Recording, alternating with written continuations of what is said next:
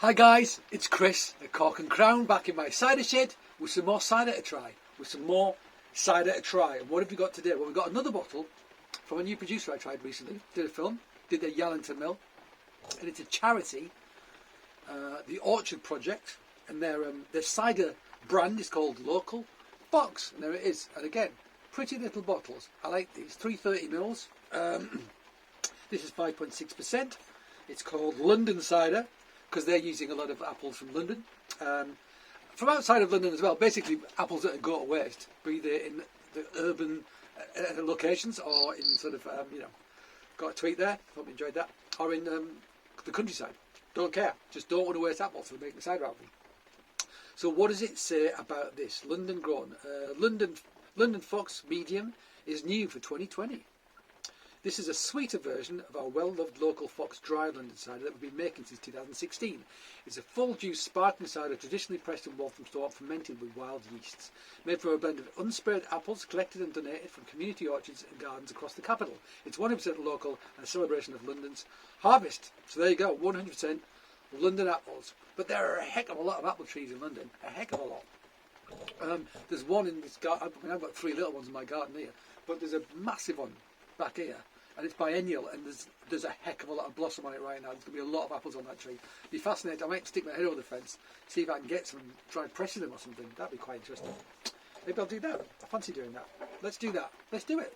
So loads of apples going to waste. The only thing that gets me about sort of doing it like that is, do you know what you're getting? Do you just let everybody bring whatever, stick it all in, and press it all, or do you press it individually and blend the juices? I'm not sure how they're doing it.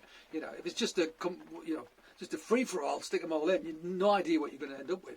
So I'm curious to know what this is going to taste like and how they're blending and selecting and so forth. In fact, I should get in touch with Colette, who sent me these for free. Thank you, Colette. And that's good about it. And see if I can get involved. And I think I should sell these. I think it's a really good thing to do. Right. Not super cheap, but they're a small business and a charity. So, what are you going to do? Let's pour it out. It's a brown bottle, so I've no idea what this looks like. Get out rid of whatever that is. There you go. So very light in colour, which makes me think culinary dessert, cookers. With a hint of gold about it, a hint of gold. This looks more like a culinary dessert style cider right off the bat to me. Look at that colour. It reminds me more of like the Turners or the Nightingales, much lighter in colour. Just to give you an idea, upland cider, there's some upland cider. See the difference? Quite a big difference in it. Yes, Chris, it is.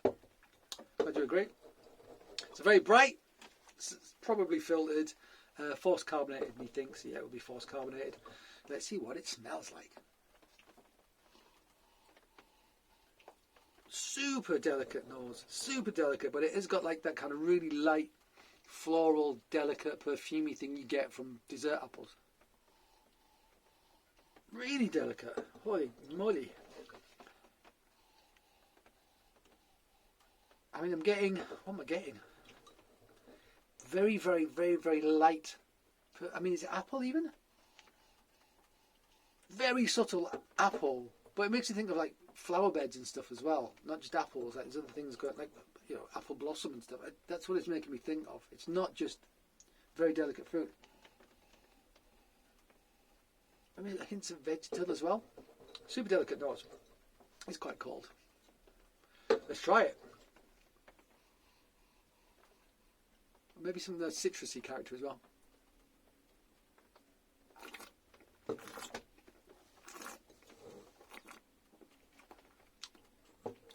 Okay. Yeah. More acidity. And it feels like a malic acid as well, actually. Quite a green Granny Smith sort of acid. So think of like green skinned apples, that kind of thing. This is definitely... If this has got any cider apples in, I'll be amazed. I don't think it has.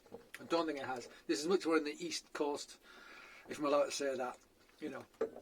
Acid-driven, culinary dessert style, cooking apple style cider, rather than the cider apple style cider. Bitter sweets, bitter sharps, more tannins, darker colour, more body.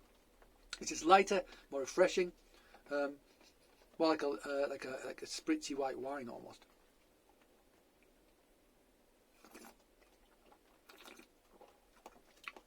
And it has some sweetness. It's not too sweet. It's on the edge for me. And I've got a sweet tooth. But I feel like those apples, it almost feels like a Bramley style acidity actually. It's quite a sharp acidity, which is good. Without that, I think it would be a little bit cloying. Because of that, it's not. You get the sweetness, then you get that sharp thing that counteracted, and that's a great thing. So acid and sugar, brilliant combination. Great thing. I love it. Sweet and sour. Yes, bring it on, please. I like salt and sugar, same thing. It's just those things together just fit so well. Light, quaffable. This is a summer cider, what I'd call a summer cider, a hot weather cider. I think it's not something, it's not something that I'd want to drink on a cold winter's evening. It's something I want to sit outside and drink on the deck in the sunshine, basically. But it's clean. Wild yeast. I have to say, I keep thinking, well, that's all right, and then that acidity kicks in, and that just makes it a lot more characterful than commercial ciders.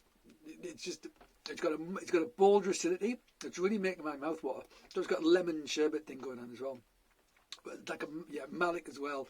But yeah, almost like a lemony sherbet thing as well going on. My mouth's watering quite a lot here. I have to say, I like the boldness of that acidity because that makes it stand out. It stand out from the pack. It's just got, because that quite bold acidity, and that's something you normally get in certainly not in a commercial cider that was made from cultivated apples. Not even close. Yeah, kind of reminds me a bit of the Nightingales we've had recently. That's what it reminds me of. Remember the Bramley Falstaff in the can that was fizzy? Don't know if I've put that film up yet, but if I have, that's what it reminds me of.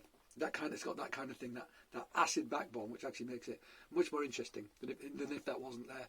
Cool. All right, guys, there you go. The London cider from local Fox.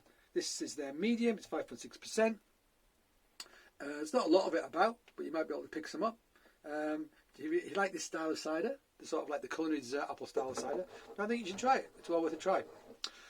So as always, thank you for joining me in my shed. Please do come again. But until then, cheers.